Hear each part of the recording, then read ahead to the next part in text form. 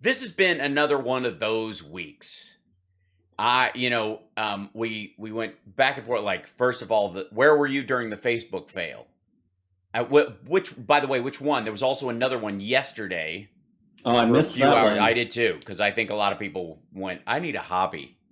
Yeah, Um, I was actually kind of busy, and by the end of it, I didn't I notice was it like, at I think all. I'll be okay. Yeah. Yeah, I didn't. I mean, the only time I ever notice those is when they happen while I'm trying to stream. When I do Right. my daily live stream, and or I try to go online to do something, and I'll notice that one of the sites is down. It's just Right. gone away for a time, and it's a very strange experience. For me, the the the the trick for social media is that I just take any outage as a sign from the gods that I need to go work on some things. Yeah, a little less screen It's time. time to tidy. Yeah. It's time to buy some, or in my case, if you have them all over the place, get some cable wraps and go to town. Start start cleaning. Go and get into your desk and start wrapping the wires together so the cats don't play with them and short Yeah, out the whole yeah, mine neighborhood. is. You just reminded me. Mine is a mess. Yeah, I know it's brutal in and of itself. Just as a like, it's one of those parts of my brain that always haunts me. Like, these wires could be better organized. Always, they're the bane of my existence. Yeah. If I Oh, I hate that.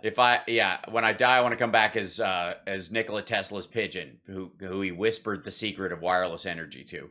Um, that obviously we've been following over the last week the progress or lack thereof, or vacillating progress of the infrastructure bill and the reconciliation bill, um, called the Build Back Better bill by the Biden administration, because there can't be enough bees in the world, and called the Families No. First bill by some of the folks in the chat room that are very smart and have started referring to that as the Families First bill, which is not a bad idea. I like it. I mean, Yeah. obviously it covers a lot of things, and you would think, like, well, climate change, is that in the family zone of things? Well, no families exist without oxygen. So sure, that would be the if you don't have water, most families fail.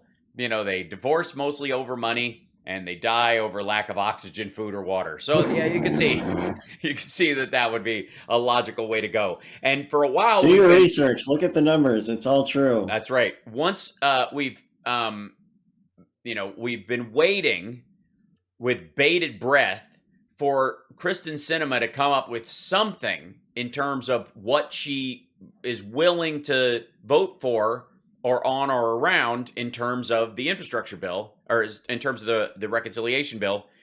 And we may have started to get some inklings. We may have, and you won't be surprised that it didn't happen because someone followed her into the can and had her yell out her, like, just before you flush, just give me a couple of key points you'd be okay with, or that you want to fix on.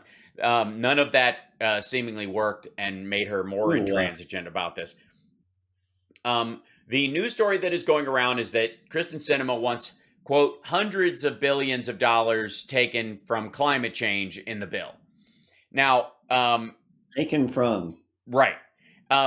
The current bill being 3.5 trillion and going to somewhere in the order of 1.7 to 2 is the number we're hearing the most right now. Is, I think the Biden administration would love for a solid just 2 on the nose. Then they could have passed, wait for it, $3.5 trillion in stuff, including the $1.5 trillion infrastructure bill, $2 trillion for the Build Back Better Act, $3.5 trillion in total. And in the dustbin of history, in about 5 years' time, people won't remember which was spent on what, because those numbers will have officially become law. That's part of the branding exercise that I think we're seeing here. But the $3.5 trillion bill paring down to $2 trillion, I got news for you. There's going to be hundreds of billions of dollars pared out of everything. That's how you get from 3.5 to 2 in the trillions. That's just going to be part of the whole game. Everybody is going to see a diminishment of those, of that level in terms of this bill. So if if people want to get on her for somehow, that she wants those funds out, it's not going to be any different from any other pairing that comes down.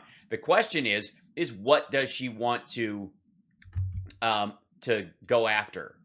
And one of them is the Green Investment Bank. It's I think $100 billion seed, which is bigger than the infrastructure bank seed, as far as I know, in the first bill, if it's maintained at 50.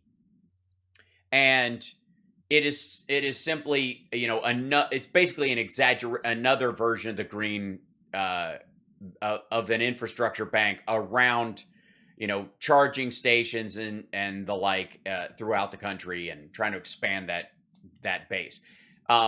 It would obviously be stuff that would occur under the regular infrastructure bank. So it's kind of a double dip in some ways, like hoping they get extra funding for it so they have discretionary room to do this. And the idea is that this bank in particular, the one in the Build Back Better Act, would focus on building charging stations in underprivileged communities and the like. The issue obviously everybody has is that the number of electric cars in those areas is going to follow the rest of the country by a lot, and those charging stations will sort of appear organically over time, is the theory. And double dipping, like giving $100 billion to that and $50 billion to the original infrastructure bank, seems a little off kilter in that regard. So we shall see what we shall see, but at least there's movement, right? At least you've got some semblance of an idea that they can come to the table. She could vote for it, and the majority of the changes that she's talking about are Manchin's ideas. That Manchin is the primary in the negotiations of what's possible in these, in particularly these two states where it will be, difficult to get reelected in their minds if they go all in on the 3.5. It won't in New York. It will not in AOC's district. There is no number too big.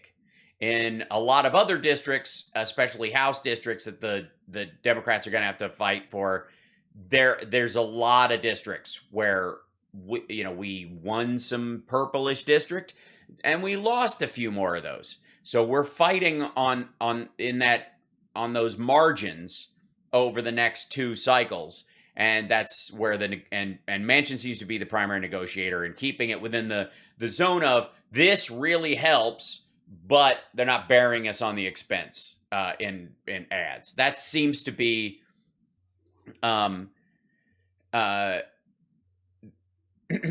see.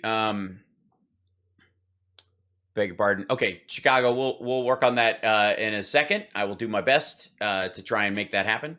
In terms of, what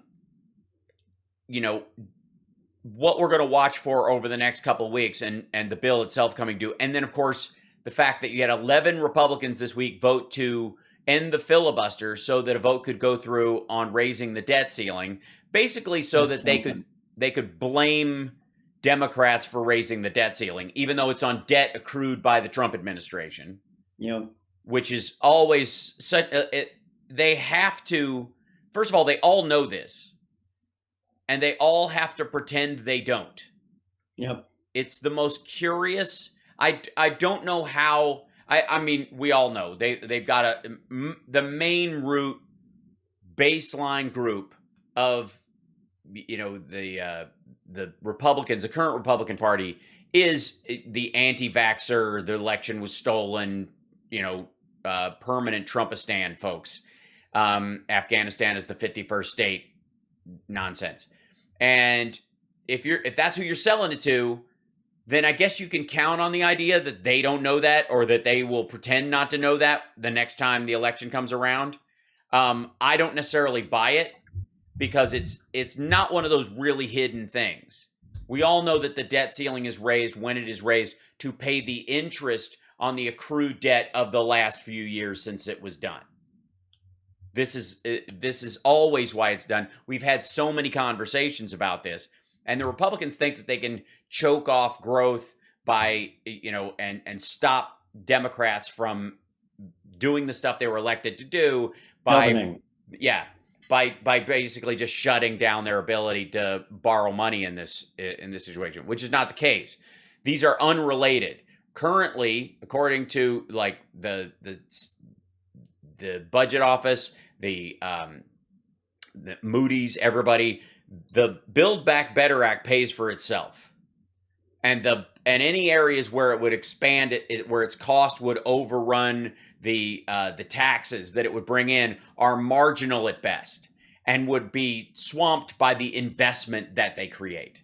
We got to take a break. We'll be back right after this. It's the House Sparks Radio program, Mega Worldwide on WCPT Radio, Chicago's Progressive Talk.